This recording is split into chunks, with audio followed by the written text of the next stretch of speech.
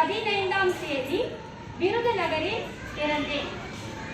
நான் உங்களுக்கு புரியறதுக்காக நான் திருப்பி 2 தடவை சொல்றேன். நான் 1903ஆம் ஆண்டு ஜூலை மாதம் 15ஆம் தேதி விருதுநகரில் பிறந்தேன். என் பெற்றோர் பெயர் குமாரசாமி, தாயார் பெயர் சிவகாமி அம்மையார்.